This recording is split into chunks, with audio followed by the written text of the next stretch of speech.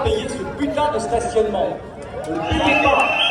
Nous allons bouger les conditions, contrairement à la mairie de Paris. Il y aura des procédures. Bientôt, il y aura d'autres procédures, notamment sur des PV qui vont tomber sur les... Il y a des PV qui vont tomber certainement sur les stationnements. Et donc, on va travailler aussi là-dessus, sur des procédures à mettre en place. Voilà. Donc, soyez encore une fois, comme je vous disais tout à l'heure, assurés qu'on ne va absolument rien lâcher. Par contre,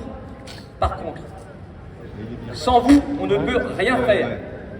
C'est vous qui êtes la cheville ouvrière, c'est vous qui êtes la poutre maîtresse des droits des motards et des usagers de motorisés, des scooteristes. C'est pour ça qu'on compte énormément sur notre mobilisation.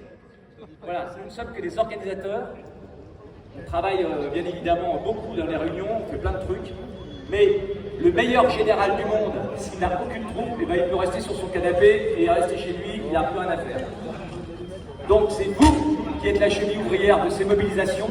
C'est pour ça qu'on vous demande aussi de diffuser le message au maximum autour de vous, pour mobiliser au maximum.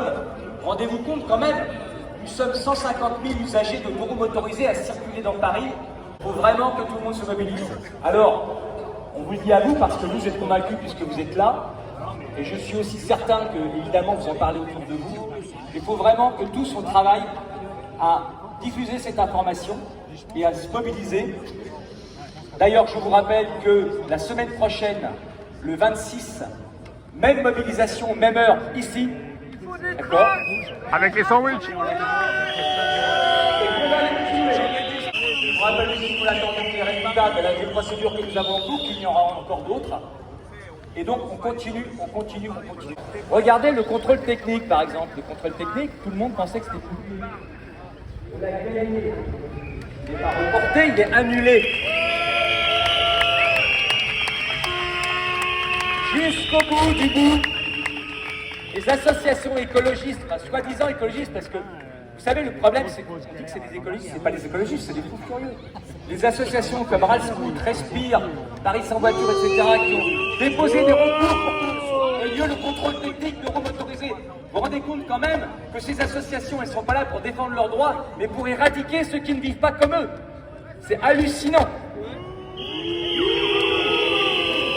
Malgré les procédures qu'ils ont mis en cours, on a quand même gagné le contrôle technique, ça a été dur, on a beaucoup bataillé, mais le contrôle technique, on l'a gagné jusqu'au dernier moment. Eh bien, le stationnement, c'est pareil, il faut rester mobilisé. J'ajouterais que la problématique de l'écologie en France, elle est confiée à des partis. L'écologie ne devrait pas être un parti.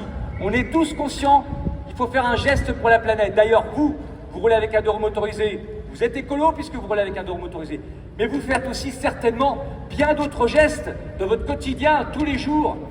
Vous faites attention à ci, à ça, au chauffage, à la flotte, à ne pas balancer des trucs par terre, évidemment. Puisque si vous êtes là, c'est que vous êtes des citoyens responsables. Donc il faut qu'on arrête de nous traiter comme des névrosés ou des décérébrés. Nous sommes aussi écolos que les autres et nous avons aussi envie d'avoir une planète propre pour nos enfants. Et ils n'arrivent pas à aller dans les campagnes, à faire entendre leur voix, tout simplement parce que les gens du peuple n'entendent pas cette voix de la répression, cette voix qui annule tous les... Enfin, c'est fou, ils voudraient refaire un modèle. On a un modèle économique qui dure depuis 80 ans. Il n'est peut-être pas forcément bon. Il y a peut-être certainement des choses à améliorer, mais pas en 2 ans. Et eux, c'est le nouveau quoi qu'il en coûte.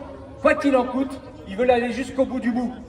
Ils veulent aller jusqu'au bout de leur objectif politique, en se manquant complètement des contraintes de la population et de la problématique que ça pose au niveau social.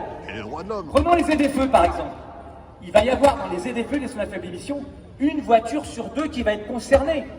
Ce qui veut dire que des gens qui habitent dans des petits villages, parce que les ZFE, c'est pas qu'à Paris, ça a commencé ici mais ça s'étend partout ailleurs.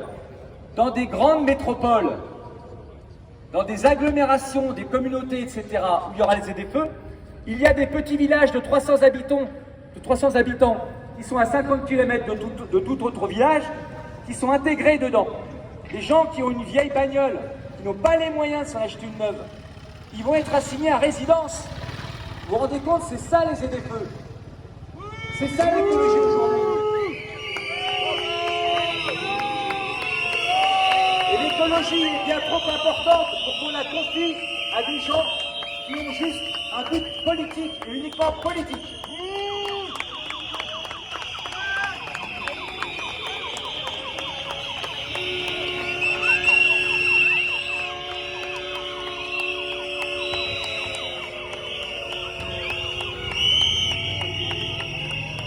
Si vous avez encore un peu de souffle, eh ben on continue à faire du bruit, ils n'ont toujours pas éteint les lumières. Hein.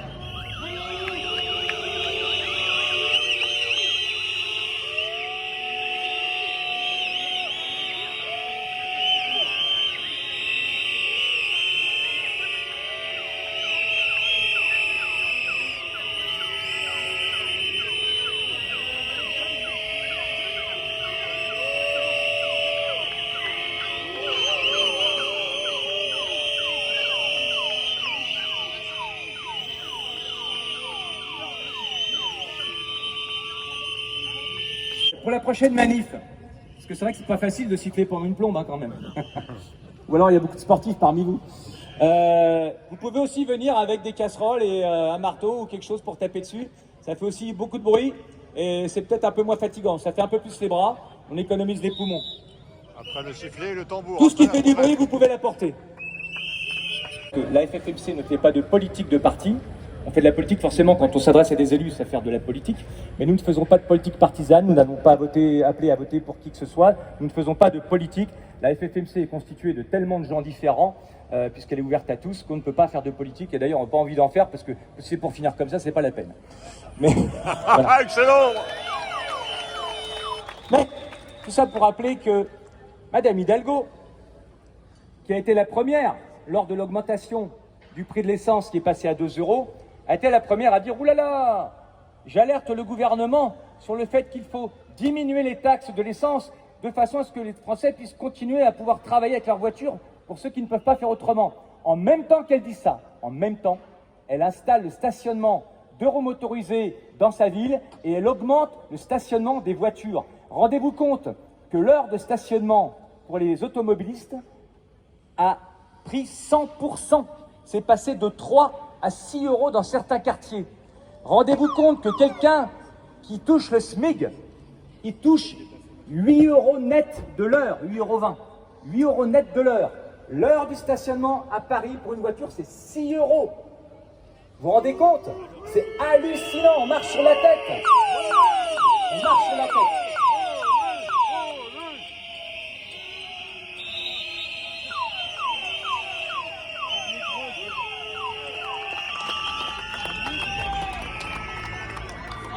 Alors, si vous êtes motivés, c'est vous qui nous donnez la motivation, c'est grâce à vous qu'on peut continuer à se battre. Parce qu'effectivement, s'il n'y a pas de motivation de votre part, nous, on va aussi se dire, ah, ça ne suit pas derrière. Si on voit que ça suit derrière, on va continuer grâce à vous. Il y a beaucoup de gens de banlieue, là?